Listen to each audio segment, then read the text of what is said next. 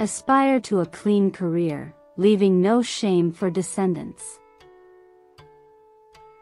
Hello everyone. Welcome to Encountering Chinese Case Stories. Cases judged by Bao Gong. Today, I'm going to bring you a story called Guanyin Bodhisattva Entrusts a Dream. The story took place within the jurisdiction of Qingfan Prefecture in Guizhou Province. There was a man named Ding Rizhong, who was a scholar. Ding Rizhong often studied at Anfu Temple and became good friends with the monks there, especially with a monk named Xinghui. One day, Xinghui went to Ding Rizhong's house for a visit but found that he was not at home. Ding Rizhong's wife, Deng, heard from her husband that he often studied at Anfu Temple and received care from the monk Xinghui, so she came out to greet monk Xinghui and invited him to stay for a meal. Xinghui saw that Deng was beautiful and eloquent, and couldn't help but develop affection for her. Later, when Ding Rizhong was out of town on business for over a month and had not returned, Xinghui secretly devised a plan. He first hired 2 Taoist priests to pose as sedan chair bearers and had them carry a sedan chair to Ding's house in the afternoon.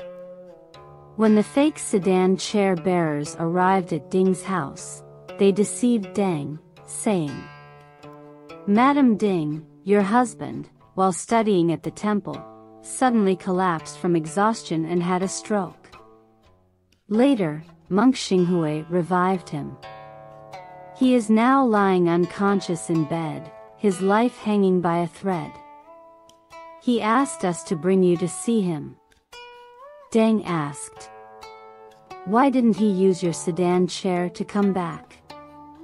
The 2 sedan chair bearers replied, "We were originally going to bring him back, but we were afraid he couldn't bear the bumps along the way. If his condition worsens again, he may not be able to be treated anymore." Deng, extremely worried, immediately boarded the sedan chair and followed the bearers to Anfu Temple. In the evening, the group arrived at the temple, but Deng was directly taken by the sedan chair bearers to the depths of the monks' quarters, where a table had already been set with a feast. Monk Xinghui sat inside and requested Deng to join him for the feast. Deng urgently asked monk Xinghui, "Do you know where my husband is now? Please take me to see him immediately." Monk Xinghui replied, "Your husband was invited to another temple for sightseeing today, but he collapsed from a stroke on the way there. I went to check on him earlier, and he is safe now."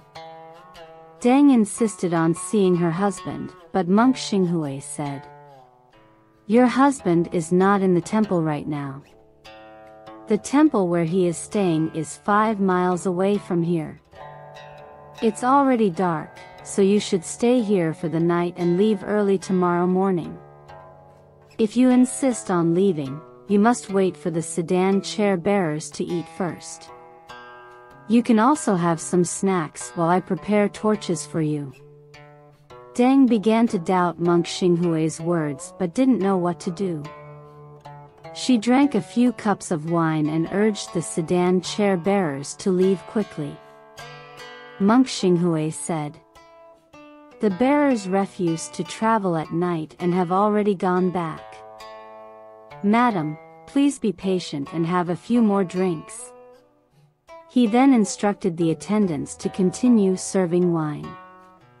When Deng became slightly intoxicated, monk Xinghui guided her to rest in the meditation room. Deng saw luxurious furnishings in the room, lit the lamps, checked around, found the room was tightly sealed, then prepared to sleep while wearing her clothes. Full of doubts, Deng couldn't fall asleep. In the dead of night, Monk Xinghui stealthily entered the room and suddenly embraced Deng from behind. Deng exclaimed, "There's a thief!" Monk Xinghui responded menacingly. "Even if you scream until dawn, no one will come to catch the thief. I've schemed so much for you, and today I finally succeed. Our encounter is also destined from a past life, so don't even think about escaping." Deng angrily cursed, "You shameless monk, would rather die than suffer your insult." Monk Xinghui retorted, "Madam, you'd better make things convenient for yourself. Let me stay here for the night, and tomorrow I will take you to see your husband. If you refuse, I will send you to your death." Deng continued to shout insults until midnight, but eventually, she was forcibly stripped naked, her hands and feet bound, and subjected to violation by Monk Xinghui. The next day, close to noon, Monk Xinghui finally got up. He said to Deng, "You were deceived by my scheme to come here. Now that things have come to this, you may shave your head and disguise yourself as a monk. I will hide you in the temple, where you will be provided for and won't lack for anything, and you still have me as your husband. If you continue to shout and scream like last night, I have ropes, razors, and poison here, and you can choose how you want to die." Deng secretly thought to herself that since she had already suffered rape, her grievances might never be redressed. It would be better to endure humiliation and survive. If she could see her husband and take revenge, then dying would not be too late. So, she calmly accepted the monk's suggestion, shaved her head, and disguised herself as a monk. After more than a month, Ding Rizhong came to the temple to visit Monk Xinghui. Deng heard her husband's voice and rushed out first, followed by Xinghui. Ding Rizhong did not immediately recognize his wife and bowed to Deng. She cried out, "My husband, don't you recognize me? I was deceived by Monk Xinghui and brought here. Every day, I hoped you would come to rescue me." Ding Rizhong, enraged by this revelation, grabbed Monk Xinghui and started beating him. Monk Xinghui called out to other monks to restrain Ding Rizhong, then took out a knife, preparing to kill him. Deng reached out, attempting to snatch the knife from Monk Xinghui's hand, and shouted, "Kill me first. If I don't die, you won't harm my husband." So Monk Xinghui had to put down the knife and forcibly dragged Deng into a room, where he suspended her, and then came out again to kill Ding Rizhong. Ding Rizhong said, "You deceived my wife and now you want to kill me. Even if I go to the underworld, I won't let you off. If you want to kill, then kill both of us, so my wife and I can reunite in the afterlife." Monk Xinghui sneered, "Once you're dead, Deng will have no hope for you. She will be my wife for life. How could you die together with her?" Ding Rizhong said, "In that case, preserve my body intact and let me die by myself." Monk Xinghui said, "Out of respect for the Buddha, I will accumulate some merit by letting you die intact. There is a large bell in the temple. I will bury you under it and let you die slowly." So Monk Xinghui buried Ding Rizhong under the bell. Meanwhile, Deng wept day and night in the room, praying to Guanyin Bodhisattva for help, hoping that someone would come to rescue her husband. 3 days later, Bao Gong arrived at the location during his rounds. At night, he dreamed of Guanyin guiding him to Anfu Temple, where he saw a black dragon under the bell. Initially, he didn't pay much attention, but for 2 or 3 consecutive nights, he dreamed of the same thing. Bao Gong began to suspect, so he ordered his bailiffs to go to Anfu Temple to investigate. The bailiffs arrived at Anfu Temple and indeed found a large bell there. They lifted the bell to inspect it and found a man barely alive underneath, on the verge of starving to death. Bao Gong suspected that this person must have been trapped there by someone else, so he immediately fed him some gruel. Ding Rizhong gradually regained consciousness after eating. He pointed out monk Xinghui, the evil monk who tried to kill him.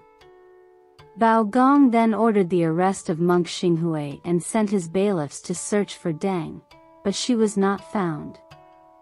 Bao Gong ordered a thorough search, and eventually, behind a hidden wooden door in the wall, the bailiffs discovered a ladder leading to an underground chamber. The chamber was brightly lit as if it were daytime, and a delicate young monk sat inside. The bailiffs brought the young monk up, and Ding Rizhong recognized her immediately as his wife, Deng. Deng, tears streaming down her face, recounted to Bao Gong in detail how she had been deceived and her husband victimized. Monk Xinghui, knowing he had no defense, could only kneel down and kowtow, accepting his death sentence. Bao Gong, having learned the truth, made his judgment. In the verdict, it was written. After the trial, it was found that monk Xinghui was guilty of heinous crimes. He had a relationship with Ding Rizhong and, upon seeing his wife Deng's beauty, deceitfully lured her into the temple and raped her. Monk Xinghui even disguised Deng as a monk and left her in the temple. Despite her distress, Deng had no choice but to wait for an opportunity to seek revenge. When Ding Rizhong came to the temple and learned of this, he was trapped under the bell by monk Xinghui for 5 days without food or water.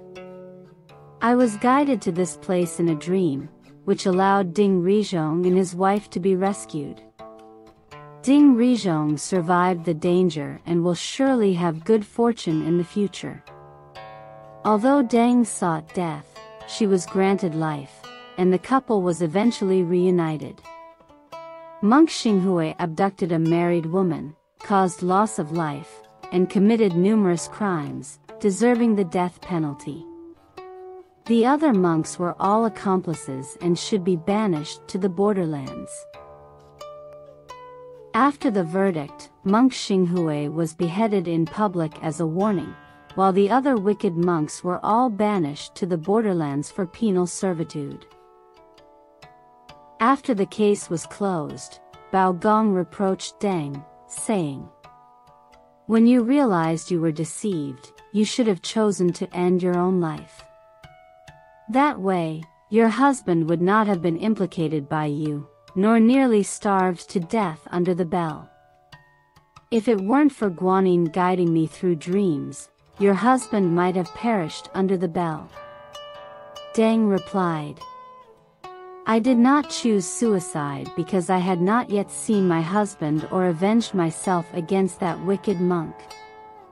I had already secretly decided that I would end my life after seeing my husband and seeking revenge. Now that my husband has been rescued and the evil monk has been punished, as a wife, I cannot endure such humiliation and will naturally demonstrate my resolve with death." With that, she immediately struck her head against a pillar, causing her head to bleed profusely and fainting. Immediately, Bao Gong ordered someone to support her and administered medicine to revive her.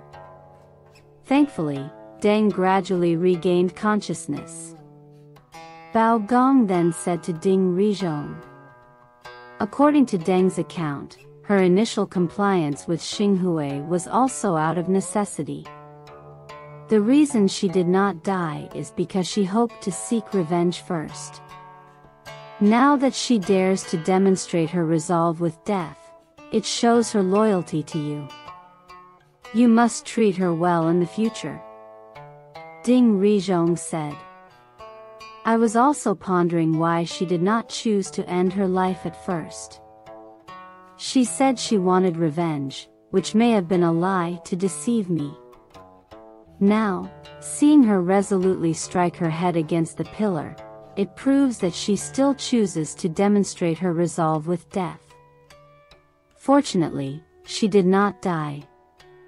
I will definitely treat her well in the future, as if we were reunited husband and wife in the next life.